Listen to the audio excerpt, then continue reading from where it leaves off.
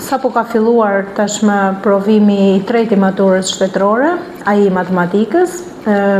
Është në fakt një ndër provimet që ka peshën edhe rëndësinë më të madhe, sepse është lëndë eksakte. Vazhdojmë të kemi të njëjtën situatë në lidhje me organizimin e procesit. Kemi po të njëjtat 6 qendra provimi, ku kemi të përqendruar gjimnazet tona publike, private dhe shkollat profesionale. Sigurisht kemi bërë një përzierje të shkollave në lidhje me këto qendra. Asnjë nga shkollat nuk është e vendosur në vendin ku kanë ndjekur gjimnazin maturantët.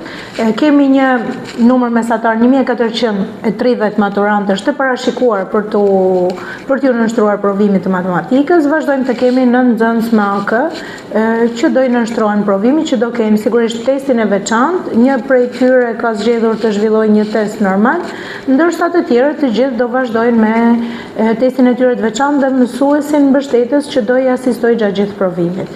Në fakt është tashmë një proces që nuk ka patur probleme në organizim, që nga fillimi I hedhjes së shortit edhe deri në përfundim të shpërndarjes së gjitha materialeve deri në këtë moment që ne po flasim, që provimi ka filluar normalisht.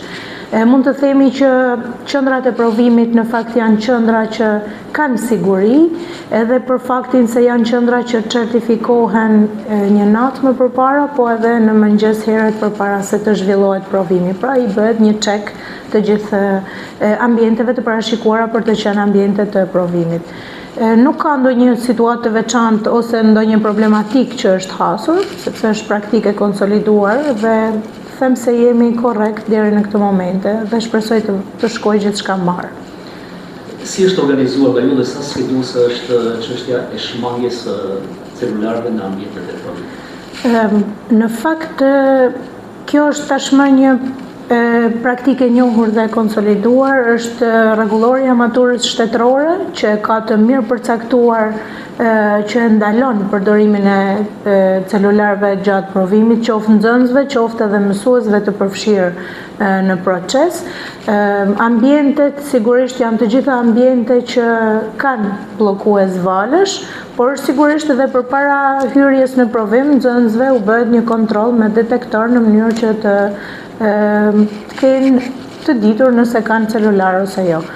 Deri tani nuk ka patur shkelje të rregullores së maturës shtetërore dhe besoj se do vazhdojmë me po të njëjtin trend, sepse nuk kemi arsye për çfarë të cenojmë atë që është ndaluar të mos bëhet dhe që është e ditur nga të gjithë aktorët.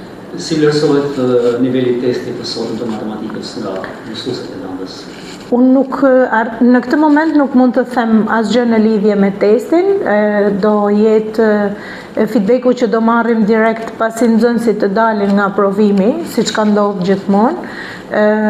Duke patur parasysh provimin e gjuhës shqipe dhe të letërsisë, besoj se testi sigurisht do të jetë brenda formatit të njohurive që nxënësit kanë marrë në këto 3 vite gjimnaz, por është herët për të thënë se si ai ishte I lehtë, sepse fjala e lehtë ose e vështirë është pak edhe relative.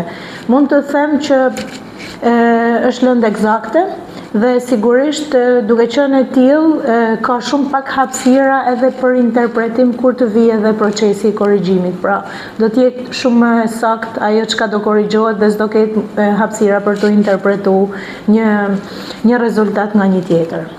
Faleminderit.